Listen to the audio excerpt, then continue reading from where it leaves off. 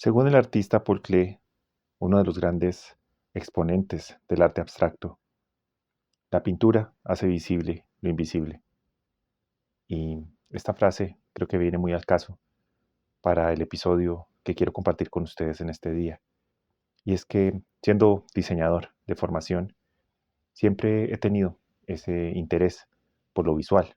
Y precisamente el día de hoy quiero conversar y hacer algunas reflexiones fruto de investigación y de mi propio estudio y formación para entender y acercarnos al arte de la cartomancia, precisamente desde la gramática, por así decirlo, y de la estética, que son algunas de las cualidades que tienen las cartas, más allá de su uso interpretativo.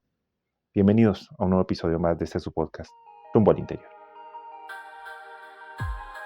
Hola, yo soy Sergio Palacios y esto es Rumbo al Interior, un podcast de alquimia evolutiva hecho para curiosos, incrédulos, iniciados y no iniciados en el camino del despertar espiritual. Te invito a aprender, especular y conversar, porque todos tenemos algo que decir y nadie se hace menos por escuchar. Bienvenidos.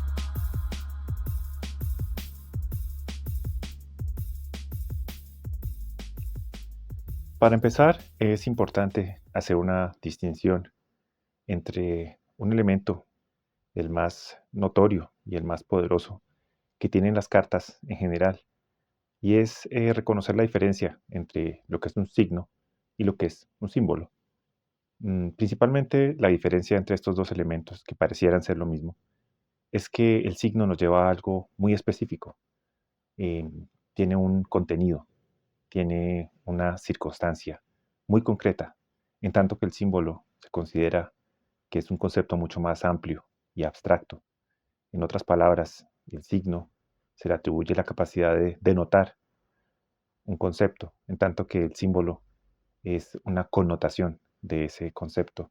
Eventualmente, los signos se convierten en símbolos.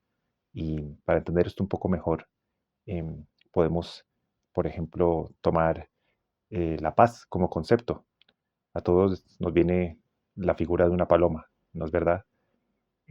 Sin embargo, ese concepto de la paz trasciende la realidad material, por así decirlo, del animal, de la paloma como tal, que se quedaría simplemente siendo un signo. Y también es lógico pensar que ese signo está inscrito dentro de una expresión cultural, por eso es, digamos, más limitado.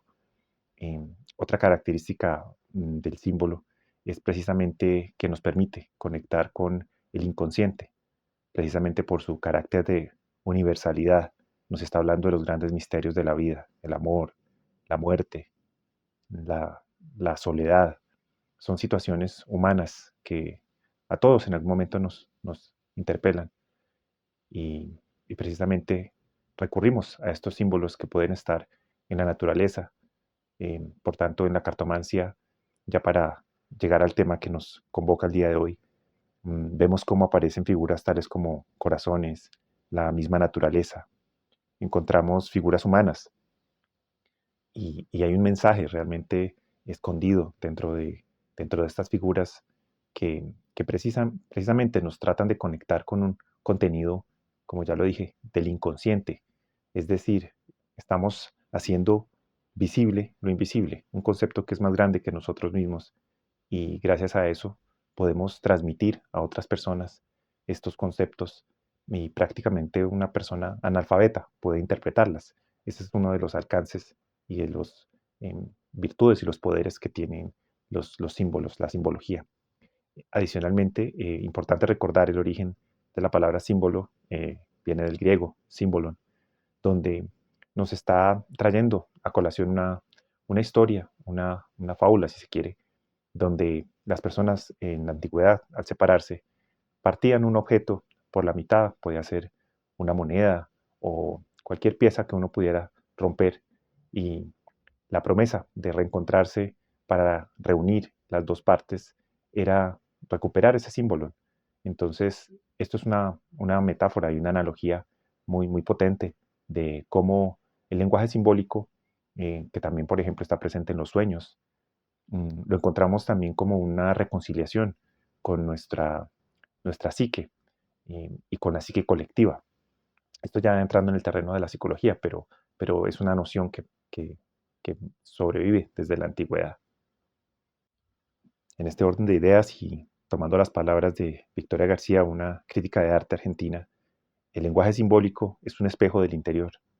Precisamente nos reconocemos en ese lenguaje y por eso es posible una interpretación del símbolo que, aunque es universal, también está permeado de subjetividad. Es muy bonito entender que las artes, más que adivinatorias, em, las artes visuales, realmente nos están convocando a una realidad superior, pero al mismo tiempo nos permiten escribir nuestra propia historia y dar nuestro punto de vista y nuestra forma de transitar en esos misterios universales.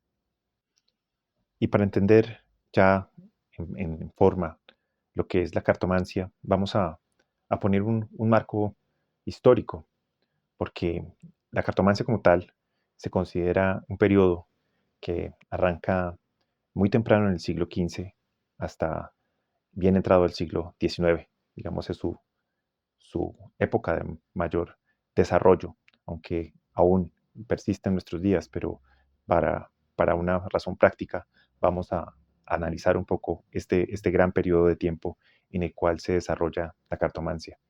Y previo al desarrollo de estas artes que tienen mucho que ver con el desarrollo de la imprenta en Europa, tenemos que remontarnos a la antigua China, donde aparecen las primeras nociones que se asocian a lo que hoy conocemos como arcanos o que en el Renacimiento se llamaban triunfos. Y era muy común encontrar juegos hechos en el papel en la China del siglo XI, donde se representaban las figuras del ajedrez.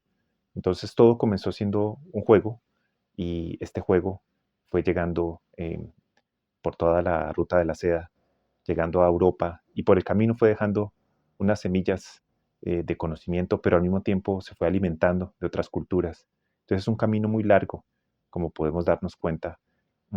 Allí no aparecía ninguna noción similar a los tarot ni a los oráculos que conocemos actualmente, sino eran simplemente cartas de juego, como ya lo dije, inspiradas en los dados o inspiradas en el dominó. Y a través de su encuentro con diferentes grupos, entre otros los mongoles o los cíngaros, fueron penetrando en Europa y allí fue donde realmente hubo un encuentro muy afortunado, pienso yo, entre esas cartas que se asemejan mucho a lo que hoy conocemos como las barajas de naipe. De hecho, antiguamente en Italia, cuando aparecen estas cartas de juego, las llaman naibis, porque precisamente constituían eh, lo que son unas cartas numéricas y algunos rangos militares, precisamente muy permeados por la cultura del Oriente y, digamos, se fueron incorporando en la cultura europea y encontraron los triunfos, que realmente los triunfos por su cuenta tuvieron un desarrollo, digamos, paralelo, y los triunfos corresponden a una expresión del cosmos renacentista. Si nos damos cuenta, en los arcanos mayores encontramos una expresión artística muy de su época, donde aparecen unas lecciones moralizantes muy permeadas por el cristianismo. También encontramos figuras correspondientes a este reencuentro y este redescubrimiento de la cultura griega y romana. Entonces encontramos personajes mitológicos, encontramos una mezcla de corrientes culturales muy diversas y todas confluyen en lo que posteriormente conoceríamos ya con el nombre del Tarot de Marsella. Pero bien, la idea de este episodio no es profundizar sobre la historia del tarot, que es apasionante y extensa, sino, como lo dije al comienzo, ver desde lo visual qué pretendían precisamente estas cartas. Y en la investigación que hice encontré que existe una posibilidad o un paralelo, si se quiere, donde aparecían en la antigua Italia unas cartichelas, como las llamaban, para educar a los niños, educar en un sentido muy de la primera infancia, y precisamente se hacía a través de dibujos. Entonces, es lógico encontrar un paralelo entre una sociedad donde probablemente no era tan culta, tan instruida, porque recordemos que todo esto que comenté de los triunfos y lo que posteriormente serían los arcanos mayores realmente eran figuras artísticas muy costosas, figuras que se usaban a modo de regalos también, que llevaban incluso láminas de oro y llevaban un trabajo artístico muy, muy interesante. Em, y en contraparte, las culturas populares querían tener también unas copias de estas figuras que en ese momento tenían mucho que ver con tener la imagen que recordaba mucho a los carros alegóricos de los desfiles. Era un poco, yo siempre he dicho, poniéndolo un poco en términos contemporáneos, como coleccionar un poco láminas, ¿no? Un poco coleccionismo de alguna forma porque representaban dioses, lo que se entendían como dioses o planetas. Recordemos que la astrología estuvo muy presente en esta cultura de esta época. Y, y estas láminas, que eran para el vulgo, por así decirlo, precisamente no requerían ningún conocimiento, simplemente eran personajes famosos de la época, por ponerlo en esos términos. Eran figuras que representaban conceptos, pero eran conceptos muy fáciles de digerir y fáciles de entender para las personas y realmente por eso cumplían esta función en parte pedagógica. También se usaban para usos mágicos, eso también hay que decirlo, aunque esto no tiene mucho que ver con el diseño como tal, pero no es para nadie un secreto que desde la antigüedad y desde los mismos dados que mencioné hace un rato, ya existían prácticas adivinatorias, las runas también se consideran un tipo de práctica adivinatoria y las cartas no se escaparon de esto aunque en principio eran un juego en el cual no era su propósito objetivo inicial, realmente terminaron siendo una herramienta para la adivinación.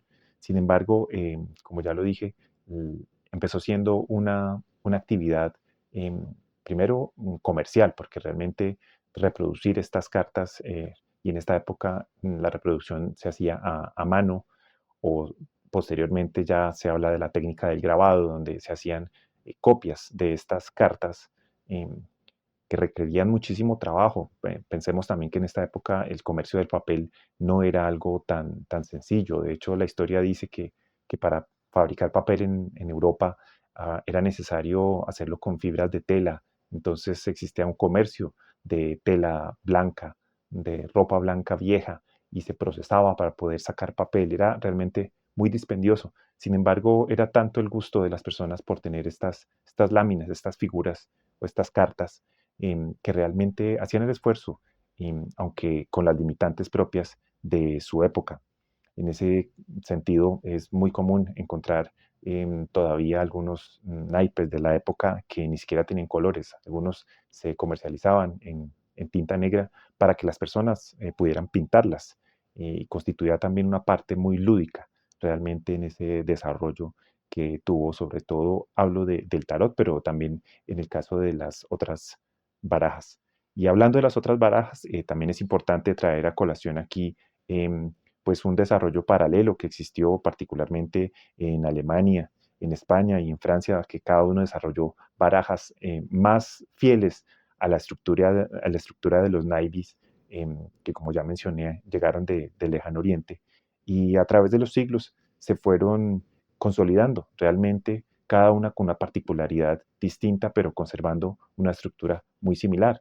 Y nuevamente, recordemos la estructura, estamos hablando de series numéricas, normalmente del 1 al 10, aunque en algunos casos no contaban con los haces, eh, y unas cortes que usualmente están constituidas por sotas, reyes, reinas y caballeros con algunas variaciones, como ya lo dije. Y lo que actualmente encontramos, como ya lo dije, se hizo parte del corpus del tarot y este desarrollo pues, se fue llenando de sentido y se fue llenando de otras corrientes, pero básicamente la cartomancia es este principio de entender que hay una imagen que, como ya vamos a ver más adelante, tiene unas particularidades muy concretas y que nos permite de alguna forma llevar un mensaje o recibir un mensaje y permite la interpretación y sobre todo la incorporación de un observador. el símbolo por sí mismo no transmite nada, necesita que alguien lo interprete y necesita también cierto conocimiento previo, em, pero al mismo tiempo debe ser tan fácil de entender que hasta un niño lo pueda leer. Esa es la maravilla del símbolo, que tiene capas de alguna forma, tiene muchísimas capas que se pueden disfrutar y que se pueden utilizar de diferentes formas. Ahora hablemos un poco de los motivos o los temas que inspiran estas imágenes que encontramos en la cartomancia. Recordando entonces que el origen del tarot es el Renacimiento, no es difícil encontrar figuras de la mitología, especialmente de la astrología, los dioses griegos y romanos. Encontramos también mucho de la cultura de la época. Está muy conectada con el moralismo o el mensaje moral del cristianismo. En esa época no reñían estas dos filosofías, el paganismo y el cristianismo, confluían y están presentes a nivel simbólico, al igual que la heráldica, los escudos de armas. Recordemos que era una época donde era común que hubiera guerras y reyes y papas. Entonces, todos estos símbolos los vamos a encontrar en la cartomancia. Y asimismo, se fueron añadiendo elementos posteriormente, tales como el cromatismo, es decir, el uso de un color con alguna intención de dar un mensaje más específico, aunque en principio las cartas existían en tinta negra solamente. Posteriormente se fue involucrando este color con una intención de dar un mensaje. La geometría, lo que también llamamos geometría sagrada, está muy presente en muchas de las cartas, precisamente para reafirmar y transmitir algún mensaje. Y mucho más adelante encontraríamos textos o palabras aclarando el nombre de los arcanos. En principio no existían estas palabras, se fueron involucrando en lo que después o conocemos hoy en día como un zócalo, que es como un pequeño espacio en la parte inferior o superior de la carta, donde aparece el nombre para indicarla. Y todos estos elementos nos llevan a pensar que existe algo así como un aura alrededor de las cartas que nos inspiran muchísima curiosidad y en algunos casos respeto. Mm, Esto quiere decir que estar frente a una carta de cartomancia es una experiencia que nos interpela, porque nos transmite un sentido mucho más poderoso, tiene orden, tiene armonía. Hablo de lo visual y de lo estético. Y al mismo tiempo tiene una posibilidad de transmitirnos un mensaje. Y respecto al mensaje, importante recordar una cualidad que tienen las cartas en cuanto a símbolo, y es una cualidad neatodrómica. ¿Esto qué quiere decir? Que un símbolo al mismo tiempo dice un mensaje, pero puede estar diciendo lo contrario. Pongo, por ejemplo, la carta de la muerte, que se interpreta como pérdida. Sin embargo, también se considera que es una liberación. Es decir, que no es posible hacer una lectura unívoca de los símbolos, a diferencia de, por ejemplo, una señalética o, o un mensaje textual. En este caso, el lenguaje simbólico nos permite generar diferentes vías de comprensión. Y eso es una de las grandes cualidades que tiene la cartomancia. Pasando ahora al estilo de cómo funciona la cartomancia a nivel visual, es importante entender que las cartas, por hacer parte de una época en particular, y entonces hablo no solamente del origen de las cartas histórico, sino también de las cartas en la actualidad, están muy conectadas con los códigos culturales de cada época, o lo que podríamos llamar también los paradigmas. Solo por mencionar algunos, hay una interpretación de las cartas que es la interpretación literaria. En la interpretación literaria nos remitimos a los símbolos como tal, a los contenidos históricos. Tiene mucho que ver también con la intención que tiene cada artista. Existen algunos mazos desarrollados por grandes artistas como Dalí, otros que se me escapan en este momento, y tienen esta, digamos, una interpretación, un paradigma más de tipo tradicional, donde se respeta el símbolo como tal, se respetan sus raíces mitológicas, pero también existen otros paradigmas, como el estructuralista, donde se hace una lectura más, vamos a decirlo, hermenéutica de los símbolos y se centra mucho en la estructura, en el contenido de cada carta y cómo se conectan en un aspecto más narrativo. También tenemos una concepción o un paradigma postestructuralista que tiene unos componentes más metafísicos, que está muy pendiente de la respuesta del lector, de la reacción del lector ante la carta. Esta concepción de la carta tiene mucho que ver con la cábala y la astrología. Entonces se va a basar en estos principios para enriquecer de alguna forma a nivel visual las cartas. También podríamos hablar de un paradigma de materialismo donde la carta representa los arquetipos traídos a nuestra época y existen actualmente diversas cartas inspiradas en películas, inspiradas en temas del siglo XX y XXI y existen, todavía se desarrollan muchas que están precisamente en una búsqueda estética. A veces se alejan un poco del principio original, pero mantienen unos parámetros donde ya se rompe incluso la estructura visual de la carta saliéndose por los bordes o incluso cambiando los formatos. Y finalmente, y no menos importante, un paradigma psíquico, donde la intención de la carta es crear un canal de comunicación o facilitar las tareas de clarividencia. Eh, no podemos desconocer que el tarot se utiliza también con estas intenciones, igual que las barajas. Y la carta probablemente es un símbolo poderoso, casi que un talismán para algunas personas, porque recordemos que está apelando a energías, como ya lo dije hace un rato, los dioses que antes se entendían como dioses, pero también se consideran potencias que están vivas y actuantes. Y en esto la carta crea un puente entre lo físico y lo metafísico. En cuanto al estilo, también importante tener en cuenta que cada tipo de reproducción mm, va a crear un estilo. Es notable la diferencia entre las cartas de la antigüedad y las cartas contemporáneas. Mm, el desarrollo de la imprenta fue un gran impulso para la cartomancia y hasta nuestros días es posible encontrar algunas copias más o menos fieles al estilo de esta época que tiene muchos elementos góticos. Y, sin embargo, en la actualidad ya con toda la técnica que hemos desarrollado para reproducir e imprimir la misma fotografía, podemos encontrar versiones incluso kitsch, si se quiere, donde se mezclan esos elementos antiguos, esos dioses, esas energías con elementos de la cultura pop.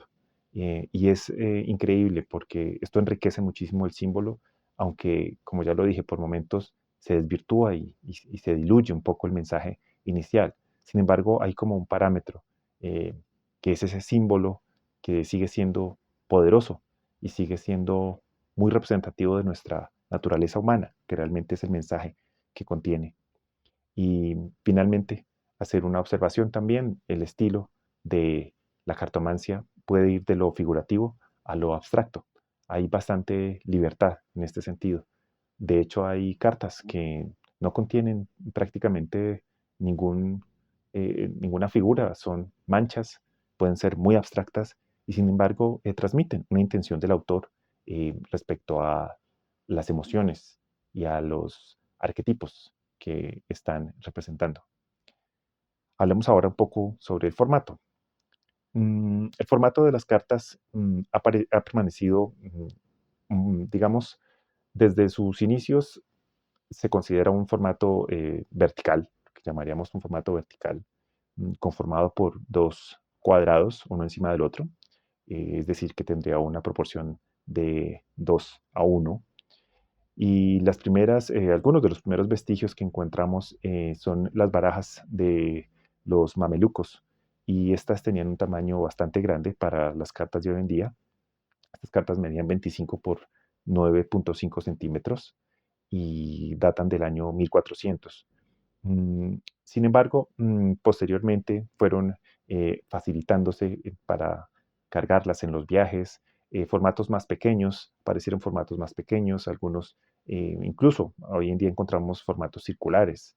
En otros casos de los oráculos, cuando se necesita poner muchas cartas sobre la mesa, se usan formatos mucho más pequeños, lo que llamaríamos un formato miniatura. Digamos, el formato es muy flexible, sin embargo, se trata de respetar esa escala de formatos verticales y rectangulares, aunque como ya lo dije, puede haber unos en formas diferentes, formas troqueladas. Hay mucha creatividad alrededor del tema del tarot, sin embargo, siempre se busca facilitar la lectura, la interpretación y el disfrute también de las cartas. Incluso existen también, como en la antigüedad, formatos que son para colorear. Es posible uno encontrar formatos en blanco y negro para ser coloreables. Actualmente existe una gran variedad de oráculos, de versiones. Probablemente las barajas tradicionales como la francesa, la alemana y la española son las que han conservado menos variaciones. El tarot por su cuenta ha recorrido un camino muchísimo más largo y se ha permeado de muchísimas otras corrientes. Ha sido parte del movimiento em, de, del siglo XIX, XVIII y XIX, y allí se retroalimentó con otras corrientes esotéricas y fue ganando profundidad en algunos sentidos. em, y claramente se cargó de simbolismos nuevos, diferentes. Al mismo tiempo, el desarrollo de ciencias como la psicología han venido dando luces y han abierto caminos nuevos y por lo mismo los símbolos van cambiando y se van actualizando. Cada vertiente da un aporte y cada visión de cada artista permite interpretaciones nuevas desde diferentes culturas. Hay tarots también de diferentes grupos étnicos y civilizaciones y nuevamente se reconstruye o se refresca, se actualiza el arquetipo, el arcano. Y esto pienso que es una ganancia para la cartomancia. Y ya para cerrar entonces este episodio tan interesante, mm, hacer una pequeña reflexión de cómo las cartas, ese elemento aparentemente tan humilde, que está en todas las casas del mundo. Creo que no hay un hogar en el mundo que no tenga al menos un naipe de juego. Y, y estas cartas representan, más allá de sus usos y de sus alcances, representan un compendio de no solamente de conocimientos, sino también de formas de ver el mundo, de formas de expresarlo desde el arte. Y en esto habría que decir que el tarot y las cartas eh, son un lenguaje muy poético, mm, porque finalmente nos están hablando de un mundo mm, intangible, nos están hablando de conceptos, nos están hablando de la posibilidad de soñar, de leer el futuro, que esto es algo, si se quiere, especulativo y un poco rompe con el mundo de lo racional. Entonces, pienso que la cartomancia, más allá del arte adivinatorio y del arte y la historia y conocer sus orígenes, eh, es bella en sí misma. Nos representa un mundo, el mundo de las ideas, y en eso radica precisamente su poder. Tiene una gran riqueza, vamos a decirlo, polisémica. Cada figura tiene una posibilidad de interpretar muy personal. Por eso hablábamos del espejo, es nuestro espejo.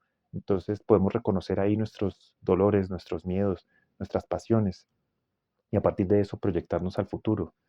Sigue siendo una herramienta lúdica, lúdica en el sentido que no es como leer un libro en el cual necesitamos ciertas habilidades y ciertas destrezas, sino es posible hacer una lectura orgánica, fluida, si se quiere. Es posible inspirarnos en las cartas para crear más arte.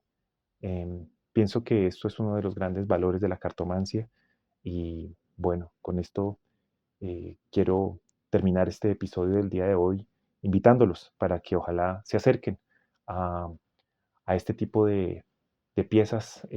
Sin de pronto ustedes no son de las personas que les genere curiosidad el tema predictivo, em, o de pronto tienen alguna prevención, porque eso también sucede, que las personas tienen prevención frente a las cartas porque las consideran oscuras o las consideran, digamos, que no están, que no les resuenan mucho. Yo los invito para que les den una oportunidad y busquen en librerías o simplemente entran a internet y miren qué tipos de oráculos existen. Puede ser de una cultura que les llame la atención.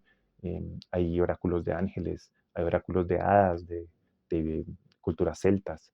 Y vean la riqueza, porque tiene una gran riqueza de contenidos y tiene una cantidad de símbolos y de mensajes que tienen esta conexión con nosotros desde lo visual, que es algo también muy de despertar al niño que llevamos adentro.